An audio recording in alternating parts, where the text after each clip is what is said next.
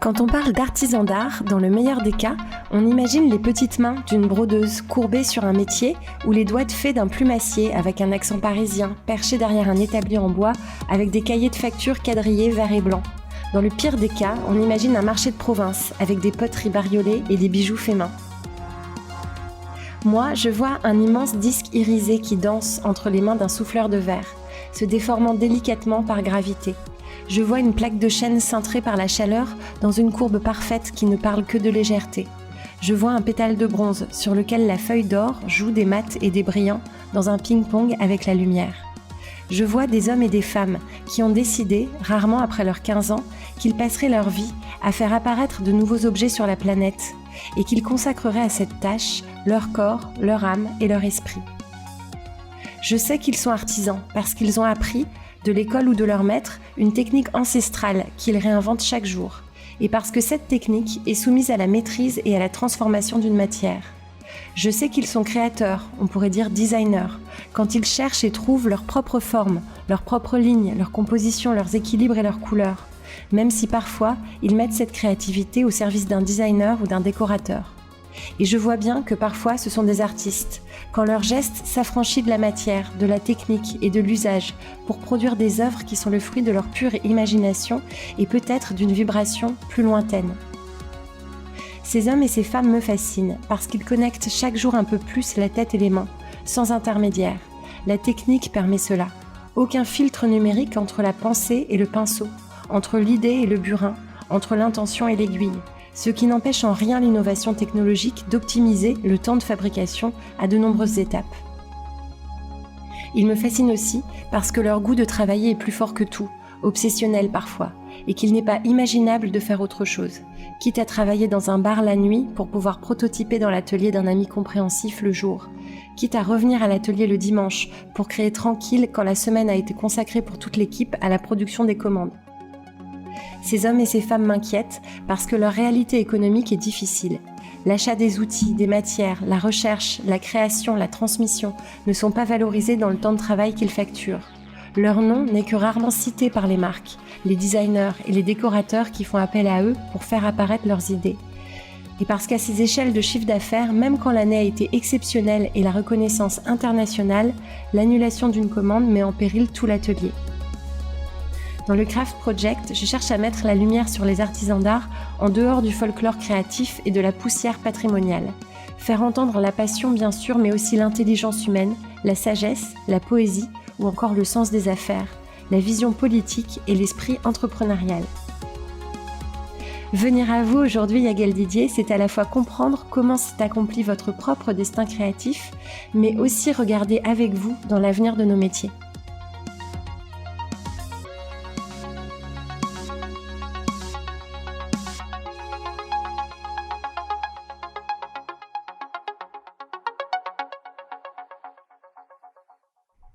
Bonjour Yael Didier. Bonjour. Elle a commencé comment votre vie créative à vous ?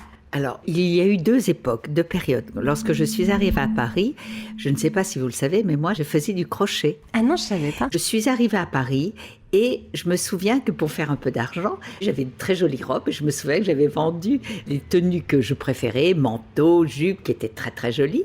Et je me suis dit, mais au fond, j'avais 21 ans, tu n'as pas les moyens d'aller t'acheter les jolies robes que tu souhaites, on n'est jamais aussi bien servi que par soi-même. Et qu'est-ce que j'ai fait ? J'ai pris une pelote de coton et un crochet et j'ai commencé à faire des vêtements. Ah, c'est drôle. Et au bout de 6 mois, comme ça, et j'avais jamais appris, j'ai jamais appris la mode, jamais appris la couture. Maman était une femme très douée, c'est elle qui nous faisait nos vêtements parce qu'elle avait des doigts d'or. Elle brodait admirablement, mais c'est une époque aussi. Oui, mais vous dites vous avez jamais appris, vous avez quand même vu votre maman faire. C'est-à-dire, je l'ai vu faire. C'est beaucoup, mais bon, ça. J'ai jamais su travailler sur une machine à coudre, par exemple. Je comprends. Mais j'avais quand même un esprit, je crois que j'ai toujours, très créatif. Je répète, on n'est jamais aussi bien servi par soi-même. Et qu'est-ce que j'ai fait ? J'ai commencé à me faire une jupe, j'ai commencé à me faire une veste, j'ai commencé à me faire des petits hauts, j'ai commencé à me faire un manteau. Et je dois dire que j'étais dedans et c'était mais vraiment comme une magie. Parce que j'arrivais à trouver les proportions, j'arrivais à trouver des mailles, j'inventais. Et au bout de 6 mois, je me souviens que là aussi, pour gagner un peu d'argent, je m'étais mise jeune fille au père pour trouver un appartement. Vous savez, c'était l'époque en 62. Et là, les parents des enfants que je gardais m'ont dit, écoute, c'est tellement joli, j'ai un anniversaire, est-ce que tu veux bien m'habiller? Et je me souviens que c'était en Normandie, et là, il y avait les pommiers en fleurs, les arbres en fleurs, et qu'est-ce que j'ai fait? J'ai travaillé sur les couleurs des arbres, donc c'est vraiment de la créativité. Mais c'est incroyable, je savais pas. Oui, j'ai fait ça, et il y avait 300 ou 400 invités, et là, les gens ont dit, mais c'est formidable, et c'est comme ça que j'ai commencé à avoir des commandes, à devenir au bout de 6 mois très indépendante, et j'ai commencé à faire des vêtements. Et j'ai inventé, je faisais des pantalons et 1 an après, je faisais un défilé de couture. J'avais même fait, je me souviens, une robe de mariée en organza de soie violette. J'étais culottée, c'est-à-dire que j'étais prise d'une espèce de... C'est pour ça que vous parlez de... Quand on naît dans l'artisanat d'art, il faut être passionné. Et moi, j'étais passionnée, puis j'étais dedans. Et je me souviens... Alors après, ça me ramène à mon don de voyance, mais je ne savais pas que j'avais ce don de voyance. C'est-à-dire que je voyais mes modèles défiler sur un podium.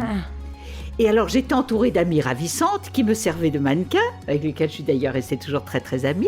Et c'est comme ça que j'ai démarré pendant... jusqu'à ce que je me marie à 27 ans, donc ça a duré 5-6 ans, et ça marchait du feu de Dieu. Et là, je commençais à trouver des gens autour de moi, je cherchais des gens qui pouvaient m'aider à faire ces modèles, mais les gens me disaient, c'est vous, Madame Didier, c'est vous, parce que, bon, moi je faisais ça comme ça, mais d'une façon totalement intuitive. C'est ça, et vous aviez déjà certainement ce lien que vous avez avec les gens aujourd'hui. Tout à fait. Et je dois dire que je me souviens d'une de mes clientes, je lui avais fait un pantalon, une tunique en fil d'or. Je me demande encore aujourd'hui comment ça se fait que ça ait marché si extraordinairement bien dès le début. Mais je répète, je pense que ça a à voir d'abord parce que j'adore les gens, j'aime la beauté, j'aime l'élégance, j'aime la créativité. Et je dois dire que j'étais portée par quelque chose d'un peu magique comme ça. Et ça a toujours admirablement bien marché, à tel point que je me souviens que j'avais rencontré quelqu'un qui travaillait pour Dior à l'époque, qui me disait, mais Yaguel, il faut absolument, est-ce que vous voulez pas rentrer chez nous, vous feriez le tricot, vous occuperiez de la maille, mais comme je suis quelqu'un de foncièrement indépendant, rentrer, et je me souviens à l'époque, Chanel aussi, des amis qui travaillaient pour Chanel, me disaient, mais ce serait formidable que vous travailliez pour nous, toujours dans la maille, et j'ai dit non, parce que moi j'étais totalement néophyte, si vous voulez, je faisais ça comme ça, j'étais pas, et puis déjà, en plus, je crois que ma force, c'était aussi mon indépendance et ma créativité. Si tout d'un coup, je devais me retrouver dans un cadre, si vous voulez, très défini, c'était pas pour moi. Et dans l'exécution, c'est pas du tout votre truc. Voilà, c'est pas du tout mon truc. Moi, fallait que ça jaillisse. Et alors, j'inventais. Je me souviens, je travaillais des fils de chanvre. Et je me souviens, quand on avait fait la collection, j'avais travaillé avec une amie qui m'avait fabriqué des boutons. On appelait ça du maïmex. Vous voyez, ça me revient. Elle faisait ça avec de la maïzena. Elle passait ça au four parce que j'avais cette autre jeune femme. Et cette amie qui travaillait pour moi, elle aussi, elle avait 20 ans, 21 ans, mais on était plein de fougue, d'espoir, vous voyez, c'était magique. Ça devait être sympa, l'ambiance. Je dois dire que la période était beaucoup plus facile que maintenant, bien évidemment. Voilà, c'était comme ça. Je pense que c'était un destin, tout simplement. Mais pourquoi ça s'est arrêté quand vous êtes mariée ? Alors, ça s'est arrêté parce que je me suis mariée, et puis, entre-temps, dans une de mes clientes qui était devenue une amie, qui était une artiste peintre, Muriel Sinclair, je me souviens très bien, elle me disait, mais tu as quelque chose de particulier, parce que quand les gens venaient, je leur faisais des modèles, puis je leur racontais leur vie. Mais moi, je pensais que j'étais, je dis toujours en plaisantant, très intelligente. Pas du tout, c'était pas ça du tout. C'était l'intuition, et j'étais portée à leur dire des choses. Les gens me racontaient leur vie, évidemment. Vous êtes là, vous les essayez, etc. Ils me racontaient leur vie. Et moi, je leur disais, mais non, vous inquiétez pas, vous allez voir où il va se passer ça, où vous allez changer de vie.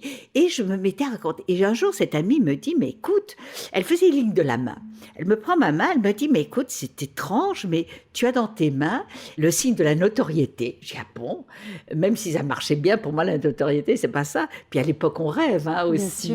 C'était à l'époque Brigitte Bardot, Sophia Loren, Jeanne Moreau, je me souviens, toute cette époque-là. Et elle me dit, mais si, tu seras très connue. Je dis, ah bon, très connue? Oui, oui, mais tu as un don particulier. Tu as un don particulier. Je me demande, tu as quand même quelque chose avec l'intuition, la voyance. Je dis, moi, voyante, jamais. Parce que moi, j'ai une éducation, je dis toujours, très chrétienne. J'ai été baptisée catholique, puis mes parents sont devenus protestants, pentecôtistes, même l'église de Pentecôte. Et je me souviens que on m'obligeait tous les jeudis, l'école du jeudi, le dimanche, la messe. On n'appelle pas ça la messe, le culte. Et donc, pour moi, qui étais élevée comme ça, je dis, voyons, jamais mes parents vont s'effondrer. Et il n'en est pas question. Si, me dit-elle, écoute, va voir cette astrologue, Lily Ducir. Elle est formidable. Elle a un don dans l'astrologie. Elle est vraiment très douée. Elle va faire ton thème. Donc, je vais voir cette charmante Lily Ducir qui me dit, écoutez, ma petite, je n'ai jamais vu dans un thème un si beau don de voyance. Incroyable. Et vous en ferez un métier. Je dis, moi, voyante, jamais. Mon père va s'évanouir, ma mère aussi, ma famille. Et je disais, il n'y a qu'une personne à laquelle je peux dire, c'est maman. Parce que j'étais très, très proche de ma maman, qui était... pour elle, j'étais son soleil, si vous voulez. On était quand même 10 enfants. Hein. On était une grande famille. J'étais la 4e. Mais on a eu la chance d'avoir des parents qui nous ont toujours dit, vous êtes les plus beaux, vous êtes les meilleurs. Et moi, j'étais la chouchoute. Peut-être parce que j'étais un peu plus originale que mes frères et sœurs qui étaient plus comme ça. Mon papa nous élevait d'une façon un peu militaire, si vous voulez. Il était très, très strict, pas très facile. Parce que du côté de mon père, je suis d'origine Irlande-Écosse et de maman le Midi, l'Italie. Alors, vous voyez, ça fait un drôle de mélange. Donc, voilà. Et je pense que mon don vient de mon père. Parce que mon papa, je me souviens, mon père était très superstitieux. À l'époque, on ne parlait pas de voyance. Hein, c'était vraiment le diable. Hein, donc lui, il ne s'est jamais autorisé à exprimer ça pour lui. Jamais. Mais à l'époque, vous imaginez, on n'en parlait pas. Et puis surtout, avec ces dictats de la religion qui sont... on n'est pas voyant. Vous voyez, on n'est pas superstitieux. Il n'y a que... ce qui est un peu normal aussi. Ça faisait partie de l'éducation. Donc, je le dis à maman. Je dis, tu sais, il paraît que j'ai un don de voyance incroyable. Et maman était très intéressée par ça, parce que je me souviens qu'à l'âge de 15 ans, 16 ans, j'étais allée avec elle voir une voyante. Moi, j'ai vécu à Toulon. Je suis née à côté de Paris, mais après, mes parents sont partis dans le Midi. Et je me souviens qu'on était allé voir une voyante qui s'appelait Madame Irma, la bien nommée. Et je me souviens qu'elle habitait une espèce de roulotte à l'époque, je ne me souviens plus très bien, assez pauvrement, je dois dire. Et elle était entourée de chats, je me souviens. Donc, c'était vraiment la caricature de Madame Irma. À l'époque, elle me paraissait très vieille, mais elle avait peut-être 50 ou 60 ans. Et je me souviens qu'elle voyait dans la flamme. Et je me souviens qu'elle m'avait dit, toi, ma petite, tu es ultra sensible. Tu traverseras la France. Tu ne resteras pas là où tu es. Et je te vois comme un aigle au-dessus des gens. Et je me suis dit, mais un aigle au-dessus des gens? Elle dit, oui, tu passeras par des moments un peu compliqués, mais ta vie va être glorieuse. Et comme à l'époque, comme j'étais très, très timide, je prenais des cours de théâtre, ça marchait pas trop mal, mais c'est pas fait pour moi. Je suis pas assez narcissique, si vous voulez, et surtout, j'ai horreur d'être dans le désir de l'autre, vous voyez. Et moi, je m'étais dit, peut-être que je vais être une espèce de... Voilà, au théâtre, je vais réussir. Et elle me dit, vous allez réussir brillamment et tout ça. Donc, je pars à Paris, je monte à Paris, etc. Et puis, cet astrologue qui me dit ça et qui me dit, tu seras très, très connue et tu connaîtras la gloire, le succès. Je me dis n'importe quoi, c'est impossible. Et elle me dit, mais c'est dans la voyance, c'est ton destin et tu en feras un métier. Je me suis dit, mais quelle horreur, comment je vais annoncer ça à mes parents ?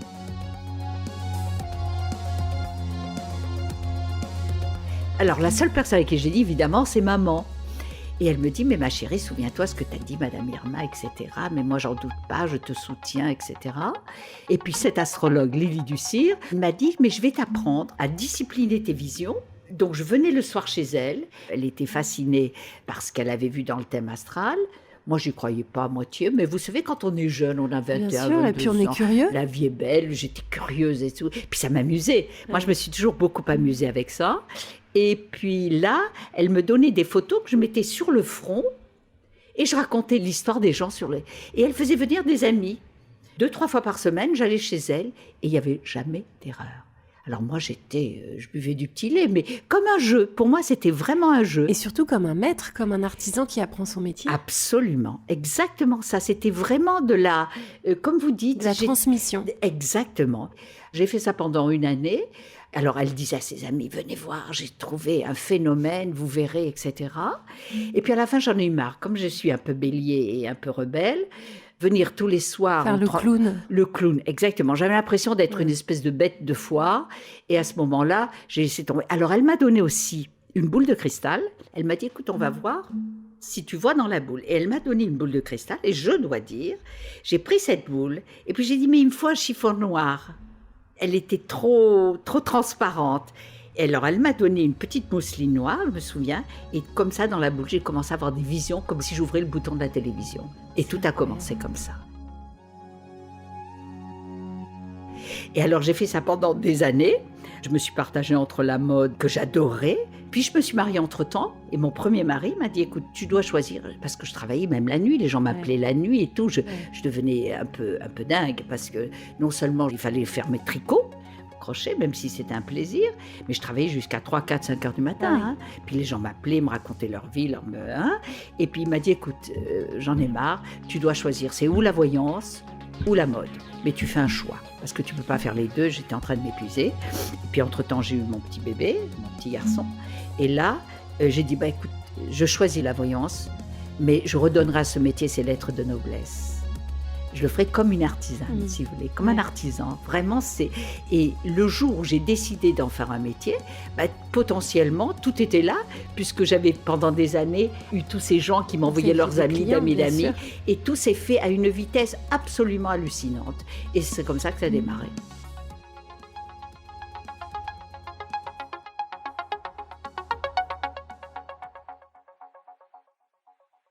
Vous pourriez nous décrire... une vision, vous dites que c'est comme quand vous allumez la télé. C'est des couleurs. Ah oui, mais c'est vraiment. Il y a les couleurs, il y a les formes. Je peux vous donner un exemple. Je me souviens que j'avais une amie dont le frère était, vous êtes trop jeune évidemment, Fabrice Aymar, qui avait créé le 7 rue Sainte-Anne. D'accord. Le fameux 7 et le fameux Palace. Ah oui. Donc, sa sœur était une de mes clientes qui était devenue une grande amie. Et un jour, je lui fais la boule, carrément. Parce que la boule, je l'ai gardée, je l'ai fait pendant des années. Et puis après, je prenais la main des gens, je leur faisais une ligne de la main sans jamais avoir appris.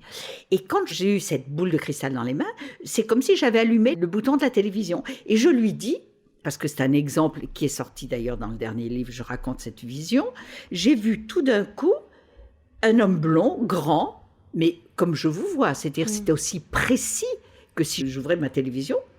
Et je lui dis, mais c'est marrant, je le vois dans un endroit, il descend un escalier tapissé de velours bleu, et je vois un homme, un Allemand, qui lui donne un coup de couteau. Et je lui dis, mais tu sais, il ne mourra pas. Qu'est-ce que c'est que cette... Elle me dit, mais c'est mon frère, c'est Fabrice. Je dis, ah bon? Et il a une boîte de nuit, effectivement. C'était le 7 rue Sainte-Anne. Et je décris la scène, mais comme si ça se passait devant moi, avec des détails d'une précision totale. Je ne savais même pas que, je vous répète, que son frère existait. Et effectivement, 8 jours après, il se fait tentative d'assassinat, coup de couteau près du cœur. Il s'en est sorti. Et à ce moment-là, elle va le voir, elle lui dit, mais tu sais, mon ami Hegel, et c'est comme ça aussi, ça m'a fait une publicité tout à fait extraordinaire, mais j'en ai fait, je pourrais vous en citer des milliers. En fait, l'image est extrêmement précise. Alors après, j'ai abandonné la boule de cristal parce que je trouvais que ça faisait un peu Madame Irma, si vous voulez. C'était pas bon pour l'image. C'était pas bon pour l'image, surtout qu'à l'époque, on critiquait quand même beaucoup. Maintenant, c'est beaucoup plus passé dans les mœurs. Maintenant, c'est plus accepté. Grâce à la physique quantique, maintenant, on explique ces phénomènes de voyance. Oui, si vous lisez tous ces livres-là, maintenant, c'est accepté. J'ai travaillé énormément avec des scientifiques. J'ai été testée par des tas de gens très sérieux et tout. Au niveau du cerveau, on m'a mis des électrodes et tout. Enfin, j'ai fait beaucoup d'expériences par un scientifique, si vous voulez. Et donc, ma cliente, elle s'est faite comme ça, naturellement, sans effort. Ah oui, aussi une vision tout à fait extraordinaire. Et pourquoi je me suis lancée là-dedans? Je me souviens que j'étais enceinte de 6 mois et j'étais dans mon lit et je regardais la télévision. Et tout d'un coup, l'image, j'ai vu la naissance de mon enfant, mais comme je vous vois là aujourd'hui, sur l'écran de la télé, et je fais à mon mari, je sais, je serai opérée, il naîtra pas naturellement, je vois une infirmière qui m'apporte un bébé dans les bras, il est blond, il n'a pas de cheveux, il a un crâne tout rose, il est clair, aux yeux bleus. C'est marrant, dis-je, je lui vois des petites moufles aux mains, et c'est une infirmière qui me l'amène, je me réveille. C'est exactement ce qui s'est passé. C'est J'ai une incroyable. césarienne terrible d'ailleurs. J'ai failli mourir, le cœur lâché, tout ça. Le bébé est né, mon fils est né sans cheveux. Il a les yeux bleus, il est devenu très très blond. Et là, je me suis dit, j'ai vraiment un don de Mais voyance. jusque-là, vous doutiez encore un peu? Je doutais quand même encore un Vous peu. disiez, j'ai de Et la là, chance. oui. Et quand j'ai dit à mon mari, ce sera un petit garçon, lui qui avait déjà 3 filles, il m'a dit, ah non, pas du tout, c'est impossible, je suis sûre que j'aurai encore une fille et tout ça. Je dis, je te dis que ce sera un petit garçon, je le vois. Et mon fils, c'était tellement ma vision. Quand il est né, il a 44 ans maintenant, je me suis dit, ça y est, c'est bon, j'ai vraiment un don, c'est un signe, tu te lances. Mais ça vous fait pas peur? Non. Non. Ces Jamais visions, eu elles vous peur. font pas peur? Jamais, jamais. Et même lorsque j'ai eu des visions, je me souviens que j'avais aussi la vision, mais très très nette, dans la boule de cristal d'ailleurs, que je perdrais mon père et je le voyais derrière les barreaux d'un lit d'hôpital, tout blanc, je me souviens, très maigre et tout. Il est mort effectivement à l'hôpital et tout ça, très très maigre, il avait un cancer. Et je voyais maman avec des grands voiles de veuve et ses enfants autour d'elle. Et je me suis dit, bon, ben voilà. C'est la vie. C'est la vie, mais c'est étrange parce que quelles que soient les visions que j'ai pu avoir, même des visions négatives, ça ne m'a jamais fait peur. C'est étrange, mais il faut dire que j'ai une foi totale. Je suis très croyante, je ne suis pas du tout bigote parce que je ne passe pas ma vie à l'église du tout, mais j'ai une foi totale dans le divin, dans l'univers. Donc vous avez confiance Ah, totalement. que ce qui est doit être. Ce qui est doit être. Et puis il y a une chose aussi, je me suis dit, non seulement tu redonneras à ce métier ses lettres de noblesse, mais j'avais été aussi, qui avait été une expérience très enrichissante, bien que terrible. J'avais été voir, je me souviens, entre autres, une voyante, et moi je démarrais un petit peu, et mon fils venait de naître, vous voyez, donc tout ça. Il avait à peu près 6 mois, et je me souviens, j'ai une amie qui me dit, écoute, il y a une voyante extraordinaire, on met sa main dans le sable, et elle dit des choses, elle est extraordinaire. Je l'ai prévenue, elle n'aurait jamais dû, je l'ai prévenue que je te connaissais, que tu allais venir la voir, et que tu avais un don merveilleux et tout ça. Je vais donc voir cette voyante, toute contente, et je me suis dit... Et là, c'est d'ailleurs étrange, tous les voyants que j'ai vus, à part quelques rares exceptions, ils m'ont tous dit des horreurs. Ah oui? Mais ça m'a énormément enrichi, ça m'a donné une leçon. Entre autres, je mets ma main, je me souviens, et là, elle commence à me dire des horreurs. Que je ne réussirais jamais dans la vie, mais elle devait sentir, donc il y avait de la jalousie. Mais je vais vous dire pourquoi c'était très intéressant. Et elle me dit, de toute façon, votre mari se suicidera, il prendra sa voiture, il rentrera dans un arbre, vous ne réussirez jamais, vous n'aurez pas d'autres enfants, bon ben, j'en ai pas eu d'autres, votre fils est très malade. Que des horreurs. Quelle horreur. Et là, j'ai rien dit. Et c'est drôle parce que je connaissais pas toutes les techniques que je connais de renvoi, de choses comme ça, de protection. Mais j'ai une protection intrinsèque, si vous voulez, qui est ma foi, qui est mon espèce de chose très solide comme ça. Et puis, je me souviens, elle me dit, mais que des horreurs. Et là, en partant, au-dessus de la porte, qu'est-ce que je vois? Une poupée. Il y avait une poupée avec des aiguilles. Comme j'ai un instinct très fort, je la regarde et je dis, toi, ma vieille, il y a quelque chose qui ne va pas. Et je lui dis, vous voyez, chère madame, tout ce que vous m'avez dit, j'en fais un paquet cadeau, toutes ces horreurs, j'en veux pas, je vous le renvoie. Et je lui ai renvoyé. Et elle me dit, si vous en êtes capable. J'ai dit, et comment j'en suis capable? Je ne veux pas du tout de ce que vous m'avez dit. Elle était malveillante. Elle était très malveillante, jalouse. Et tous les 3-4 voyants que j'ai vus, ils m'ont tous dit des choses, parce que je pense qu'ils devaient sentir. Il y en a un qui m'a dit, mais non, vous ne réussirez jamais. Enfin, j'ai que des horreurs. Et ce qui a été très intéressant, je pense qu'il n'y a pas de hasard d'avoir rencontré ce genre de personnes, c'est parce que je me suis dit, voilà ce que tu ne feras jamais. Tu seras toujours dans la bienveillance, toujours dans le côté positif. Parce que je me souviens, je suis sortie de cette femme, j'étais mais par terre. Bien sûr. J'étais mais à ramasser, je pleurais, je me souviens, je pleurais. Et je me suis dit, voilà ce qu'il ne faut pas faire. Et je me souviens qu'après, elle a eu des tas de soucis personnels, mais elle faisait ça parce qu'elle avait senti que sûrement j'allais avoir des choses. Je sais pas. Prendre de la place. Mais du coup, comment vous arrivez à donner des messages parfois douloureux dans la bienveillance ? Je vais vous dire, d'abord, je demande là-haut de l'aide, je demande l'inspiration. Et vous savez, grâce à ces expériences que j'ai vécues à travers ces voyants ou astrologues négatifs, d'abord, j'ai toujours lu aussi. Je raconte toujours qu'à 15 ans, mes parents étaient abonnés au Reader Digest. Et j'avais lu un article sur la méthode Coué. Et je me suis dit, ça c'est pour moi. C'est-à-dire projeter du positif. Coué, il a tout inventé au 19e siècle. C'est quand même extraordinaire, puisque maintenant, tout ce qu'il a prôné, on l'applique maintenant grâce à la physique quantique. J'ai lu énormément de livres sur la pensée positive, sur l'énergie, sur tout ça. Et je pense que quand on est soi-même, d'abord bien avec soi-même, moi j'ai toujours été très bien. Ça n'exclut que j'ai fait quand même de l'analyse, de la psychothérapie, de la sophrologie, parce que je me suis dit, je ne veux pas projeter sur les autres. J'ai énormément travaillé sur moi. Et quand vous travaillez sur vous, et lorsque vous savez où vous en êtes, vous arrivez mieux à appréhender l'autre et vous trouvez les mots naturellement. Ce n'est pas un effort. Par exemple, à un moment donné, j'ai travaillé avec la police. J'ai travaillé avec des gendarmes, j'ai travaillé avec des gens comme ça. On m'envoyait des cas tragiques, si vous voulez. Donc j'ai fait ça pendant des années, 15 ans quand même. Oui. La police savait, elle venait vous voir. Oui, j'étais très connue, très respectée. Et le dernier cas que j'ai eu, c'était très douloureux pour moi. Un petit garçon qui avait disparu. Ça pour moi, c'était la douleur. Ah oui, là, je me couchais, j'étais désespérée parce que j'essayais de trouver le mot juste pour annoncer la chose, pour trouver la formule. C'est très douloureux, c'est très difficile et puis on peut se tromper. Moi, je suis toujours partie du principe aussi de prudence et que je pouvais me tromper. Et on est quand même sur des sables mouvants. Et donc, le dernier cas que j'ai eu qui a fait que j'ai laissé tomber, j'ai dit je peux plus, c'était trop douloureux, trop fatigant, je m'épuisais beaucoup.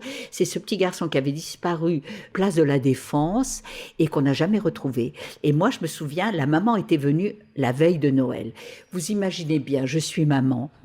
J'avais vu que l'enfant, elle avait été violée et tuée. Et on ne dit pas à une maman. Je me suis dit, je ne peux pas lui dire. Donc, je n'ai pas pu lui dire. Mais la police, le commissaire qui m'avait envoyé cette femme, je lui ai dit, vous savez, et je voyais qu'il avait été violé, je voyais qu'une voiture, mais comme je connaissais rien, je ne conduis pas, donc j'étais incapable de donner la marque, parce que j'étais d'abord tombée sur un gendarme qui m'avait dit, mais alors la marque de la voiture, son numéro d'immatriculation. J'ai dit, écoutez, monsieur, si j'étais capable de vous donner le numéro d'immatriculation de la voiture, je serais dans le livre des records. Donc, écoutez, j'en suis pas là. Je peux pas vous dire. Mais je voyais que la voiture traversait des banlieues, des villes, commençant par C. Et c'est drôle, c'était Chatou, Croissy, c'était que des trucs comme ça. C'était extraordinaire. Je veux dire que je dis ça au commissaire. Et effectivement, on n'a jamais retrouvé l'enfant. Mais moi, je me suis dit, c'est trop dur. Je peux plus travailler là-dessus. Je me souviens qu'il y avait quelqu'un qui était venu aussi, un gendarme, dans du plastique, des os brûlés, des choses comme ça. Ah oui, j'ai fait ça pendant des années. Et ça m'épuisait. Je faisais ça le soir gentiment, gracieusement, bien évidemment. Et là, ça m'épuisait parce que, vous savez, vous remuez des choses. En plus, ce sont des énergies extrêmement négatives. Et les gens venaient avec tout déverser leur désespoir. Ça a été très dur. Mais ça m'a formée, ça m'a blindée, si vous voulez. Donc... Mais du coup, vous vous ennuyez pas avec les gens normaux ? Pas du tout, au contraire. Je trouve qu'il y a toujours une magie chez l'humain. Il y a quelque chose de très... Et j'adore les gens. Je dois dire que j'adore les gens, j'adore les personnalités. Et j'ai de tout. J'ai reçu vraiment... et chaque personne... J'ai reçu des fous aussi furieux, des fous furieux, ça j'en ai reçu, des malades mentaux. J'avais peur d'ailleurs à l'époque à Château, je me souviens, j'avais dit à mon ex-mari, je vais mettre une clochette au cas où il y aurait un problème avec quelqu'un. Vous savez, j'étais jeune, bien sûr, voilà, et j'avais peur de... Donc, j'avais mis une clochette, je me souviens. Maintenant, c'est fini, j'ai plus peur. Et comment les hommes politiques vous ont trouvé par le réseau ? Par relation. C'est-à-dire que j'ai eu la chance, quand je suis arrivée à Paris, d'évoluer dans un milieu artistique, créatif, des gens amusants. Il y a eu un bouche à oreille extraordinaire dans ce milieu un petit peu comme ça, un peu amusant de Paris. Donc, voilà, j'ai toujours évolué dans ce milieu-là. Je savais pas qu'on pouvait en fait avoir un don de voyance macro, comme ça, c'est-à-dire à grande échelle sur toute la société. Vous avez même vu venir les gilets jaunes ? Ah oui, alors ça, j'ai eu cette voyance. Alors, ce sont des amis. Parce que moi, vous le savez, je dis toujours aux gens, notez. Parce qu'il y a une chose, c'est qu'une fois que la porte est fermée, j'ai tout oublié. Ouais. J'ai même oublié quelquefois les visages. J'oublie. C'est normal parce que je suis dans un état particulier. En plus, je suis quelqu'un qui médite beaucoup, qui travaille beaucoup sur moi-même. Donc, j'oublie, je ferme les portes. Après, je me nettoie, si vous voulez. Et donc, mes amis fidèles, je leur disais toujours, vous notez. Donc, j'ai plein d'amis qui m'ont appelé pour me dire, mais écoute, en 81, et c'était marrant, parce qu'en 81, il n'y avait pas de RER. Et je me souviens que j'avais dit, c'est bizarre, je vois les Champs-Élysées envahis par des gens qui hurlent, qui cassent tout. Je voyais les vitres brisées des vitrines. Je voyais, et je disais, c'est bizarre, mais ils arrivent par la Défense et par l'Étoile. Ils saccagent l'Arc de Triomphe. Et je disais, c'est bizarre. Pourquoi est-ce qu'ils viennent par là ? Ben oui, c'était les banlieues. Et à l'époque, je répète, le RER n'existait pas. Et je les voyais qui défilaient comme ça sur les Champs-Élysées, qui cassaient tout. Je voyais des flammes. Je voyais des flammes autour de l'obélisque, de la Concorde. Il y a eu les flammes aux Tuileries. Je voyais des flammes aussi près de la Chambre des députés. Il y a eu ça. Et je dis, je vois 3 jours et 3 nuits très difficiles. Et je vois les Parisiens cachés. Je vois les gens qui étaient derrière le volet qui ne sortaient pas. C'est exactement ce qui s'est passé. Exactement. Alors, 3 jours et 3 nuits, je me disais, mais est-ce que c'est consécutif pendant 3 jours et 3 nuits ou est-ce que c'est 3 jours et 3 fois C'est les pires, il y a eu 3 fois, si vous voulez, surtout le samedi qui a été terrible. Les gens me disaient, mais écoute, c'est marrant, on a noté, je ne comprends pas pourquoi les gens pleurent parce qu'ils ont faim. C'est une image, mais c'est exactement ça. Ils sortent parce qu'ils n'ont pas le pouvoir d'achat au départ. Et j'ai vu ça en 81. Vous imaginez un peu comme je vois loin. Et je voyais aussi ces gens qui hurlaient. Et c'était une vision terrible. Et je me souviens que je l'avais dit à tous mes amis, ce qui a fait aussi que là, j'ai eu mes 200 appels de gens qui m'ont dit « Yaguel, tes Champs-Élysées, c'est ta vision. » Et les gens, à chaque fois, me disaient « Mais ta vision des Champs-Élysées n'est pas encore arrivée. » J'ai dit « Écoutez, j'espère qu'elle n'arrivera pas parce que ce que je vois est quand même très, très difficile. » Et je pense que nous entrons dans une période de grand trouble. En même temps, bon, j'espère que de ça naîtra quelque chose de positif. Je reste encore là positive, comme toujours, en me disant, on apprend toujours et ça a remué les gens d'une façon tout à fait extraordinaire. Et alors justement, sur notre secteur des métiers d'art, c'est très nouveau pour moi de vous parler de ce secteur-là comme ça, de vous poser des questions. Mais comment je peux vous poser des questions ? C'est-à-dire que nous, les enjeux, en fait, c'est que les artisans d'art soient plus reconnus en termes d'image et en termes d'argent, en réalité. Bien sûr. C'est des gens extrêmement doués qui, de mon point de vue, apporte énormément à la société, dont le travail est peu valorisé économiquement.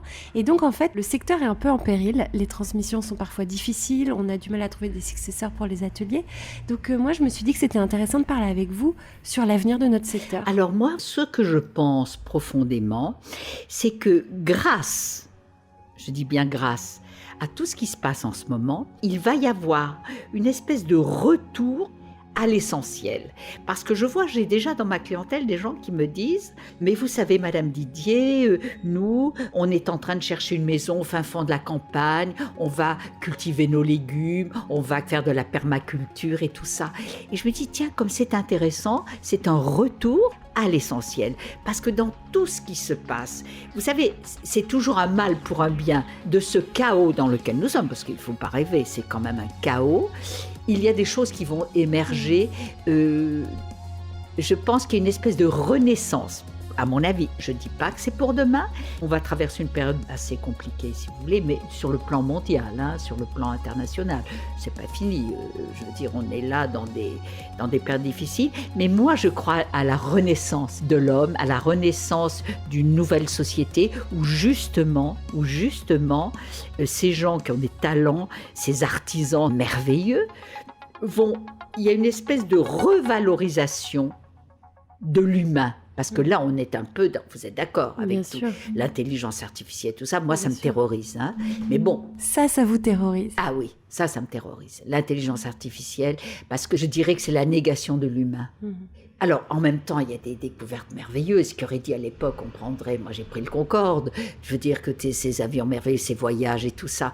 Donc, ça apporte, j'ai chaud, même Internet. Vous savez, c'est marrant parce que Nostradamus, entre autres, dans certaines traductions, avait dit, entre autres, je ne connais plus la phrase exacte, mais le grand roi des frayeurs viendra du ciel. Et moi, j'ai toujours dit que le grand roi des frayeurs, c'était Internet. Parce que ça passe par les ondes, hein, Bien sûr. et c'est le meilleur et le pire, c'est d'accord, avec les réseaux sociaux, avec toutes ces fake news, toutes ces choses terrifiantes. Et je pense que c'est de ça dont il parlait.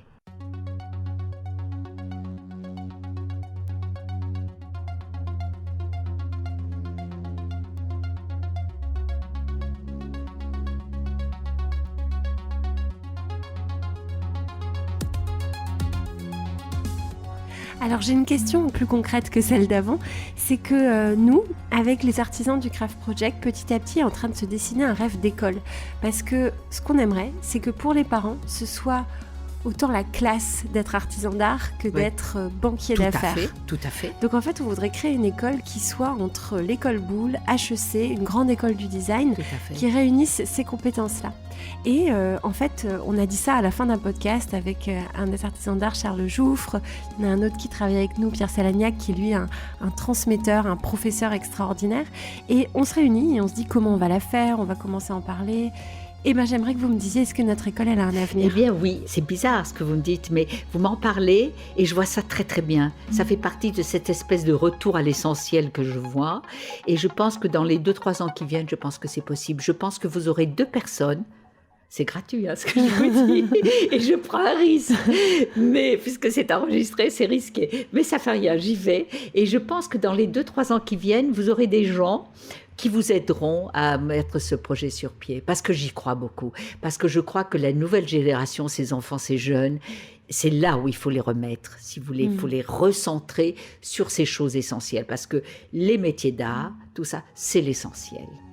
C'est aller au cœur de l'être, de l'homme, de l'individu, pour quelque part un peu le sauver aussi. Et je crois que c'est ça qui sauvera, si vous voulez, cette espèce de... Parce qu'on est un peu par moment dans une déshumanisation, mais je pense que c'est tout à fait dans l'air du temps. Je pense que vous êtes en avance, si vous voulez. Pour moi, ça se matérialisera.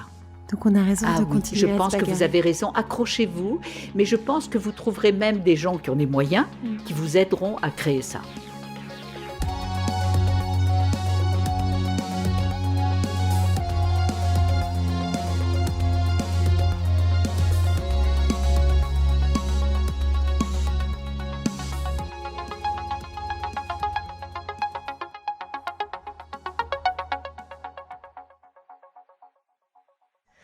Alors un autre sujet, quand vous parlez de méditation, moi en faisant ces podcasts, je découvre artisan par artisan la profondeur de l'inspiration, la façon dont en réalité, souvent ils méditent soit en travaillant, soit ils méditent avant de travailler. Oui, et en fait, j'ai découvert ce monde-là de la méditation et de la connexion au cosmos en parlant aux artisans d'art.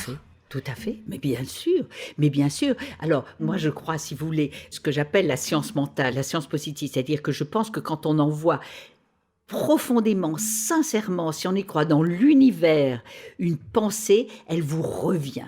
J'y crois, mais à 100%. Je dis toujours aux gens, la vie est un jeu de miroir, on reçoit ce que l'on projette, consciemment ou inconsciemment. Et dans la méditation, quand on envoie dans l'univers une pensée, une énergie, parce que la pensée est une énergie positive, par effet miroir, elle vous revient. À ça, je suis sûre à 100%. Je dis toujours aux gens, n'ayez pas peur, parce que avoir la foi, c'est mettre une petite graine dans la terre, et puis dès qu'on a peur, paf, on enlève cette graine, donc il faut recommencer. Donc il faut s'accrocher à cette foi, envoyer dans l'univers cette énergie positive, et l'univers vous répond. Alors, quelquefois, c'est peut-être pas la réponse que vous attendez vraiment, peut-être qu'on va vous faire un petit détour, mais ce détour est important, si vous voulez. Quelquefois, la réponse n'est peut-être pas celle que vous attendez, mais on vous envoie sur un autre chemin qui lui est le bon. Ouais, je comprends. Mais ce qui est intéressant, c'est que là, la réponse, elle permet de transformer la matière. Là, je vous montre une bague qui a été faite par un artisan d'art qui est sculpteur sur bronze. C'est ravissant. Et ce que je trouve émouvant, en fait, dans les objets faits par des artisans d'art, c'est qu'il y a cette vibration-là. Tout à fait.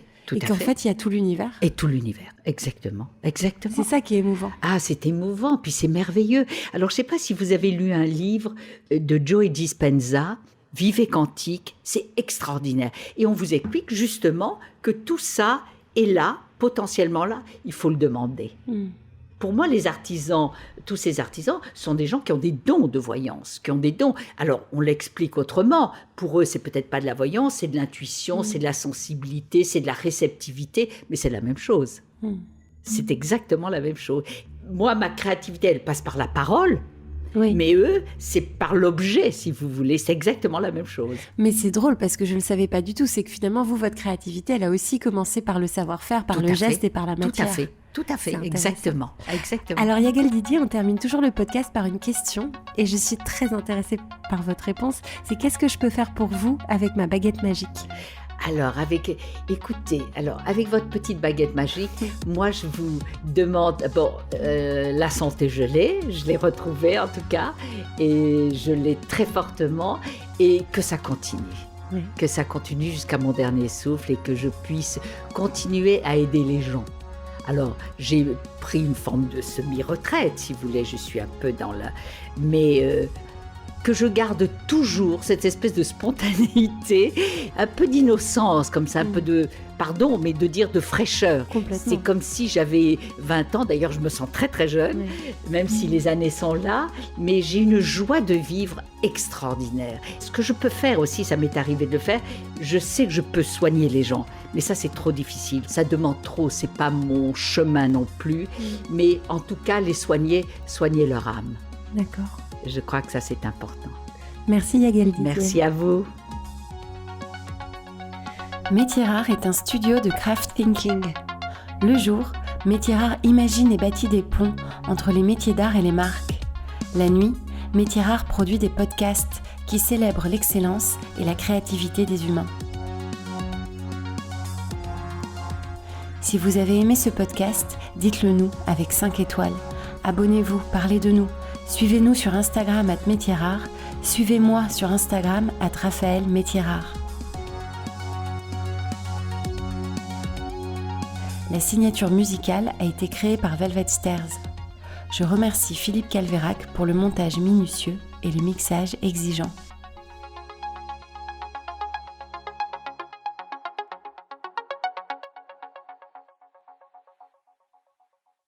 Ça allait ? Non, c'était très ennuyeux. Non, super. C'est vrai. C'était génial. Je savais pas de... Oui, j'ai une vie insensée. Mais oui, vous avez une vie insensée. Vous savez mon dernier livre ? Non, il faut absolument que je le lise. Je vous ai pas posé une question. J'enregistre un peu, on verra si. Mais c'est juste que c'est une question qui se pose aussi aux artisans d'art. C'est comment vous réussissez à partager ça, ce feu-là, dans votre vie personnelle, avec votre mari ? Comment vous avez réussi à construire une vie personnelle aussi géniale que votre vie professionnelle ? J'ai une vie merveilleuse. Alors, mon premier mariage était un peu... Bon, j'ai eu un fils extraordinaire que j'adore, qui est un artiste d'ailleurs, qui fait de la photo, mais vraiment comme un artisan, Benjamin Didier. D'accord. Vous pourrez aller sur son site, vous verrez. Et là, il travaille sur l'eau, la mémoire de l'eau, et il fait un travail très intéressant. Alors lui, il est hyper branché spiritualité, un vrai artiste, un vrai artisan. Puis j'ai divorcé, mais je suis restée toujours en bon terme avec... et puis j'ai ce cadeau merveilleux de cet enfant, et j'ai refait ma vie depuis 35 ans avec un homme extraordinaire. Alors ce qui est étonnant, c'est que lui aussi m'a beaucoup apporté, il m'a aidé dans ma réussite, parce qu'il était dans l'édition. C'est un monsieur très cultivé et merveilleusement aimant. Et moi, j'avais besoin de ça. C'est drôle parce que je me souviens que j'avais demandé à l'univers, j'avais dit, mais envoyez-moi un homme merveilleux sur lequel je puisse me reposer. Et je l'ai rencontré et ça s'est fait d'une façon tout à fait... Alors lui, ce qui est très marrant, c'est qu'il ne croit ni en Dieu ni en diable. Il n'est pas du tout spirituel, mais il a une attitude extraordinairement positive dans la vie. Alors il me laisse faire, il a un respect profond. Je lui dis, écoute, tu me laisses, je médite, je crois en Dieu. Lui, il ne croit pas. Mais en même temps, toute son attitude est encore mieux que ce que je pourrais faire moi. Mais ça ne vous frustre pas de ne pas pouvoir partager ça avec lui ? Non, du tout. Vous n'avez pas besoin. J'ai cette chance inouïe, si vous voulez, d'être entourée d'amour, au fond. Et je me suis toujours dit, tu redonneras aux autres ce que le ciel t'a donné. Ça, c'est un cadeau que je peux redonner aux autres.